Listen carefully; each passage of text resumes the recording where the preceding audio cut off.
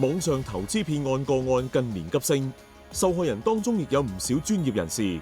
換句話講，無論任何年齡、性別、教育程度同背景，都可能成為網上投資騙案受害人。投資所用嘅金錢往往係受害人多年辛苦工作嘅積蓄，受害人可能因為一個信字，令畢生嘅積蓄付諸東流。有啲長者往往會輸咗幾百萬，甚至上千萬，即係將佢哋嘅退休金都輸清，跌入困境。騙徒會利用各種方法獲取網友嘅信任，包括以低風險高回報嘅計劃作招來，亦有騙徒會同網友建立曖昧或者網戀關係，繼而誘騙投資。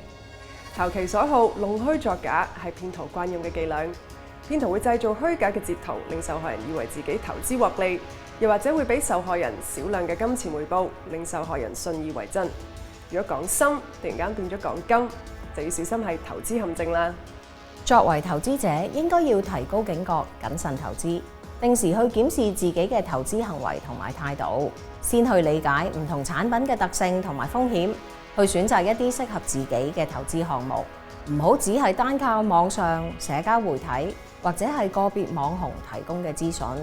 特別咧，亦都要提防一啲聲稱回報高得不切實際嘅投資計劃，更加咧係唔可以下載一啲不明來歷嘅應用程式，又或者轉賬去到一啲個人名義或者不知名嘅公司銀行賬戶。投資嘅時候，買入好，賣出好，都要有好嘅原因同埋好嘅部署，千祈唔好心急啊！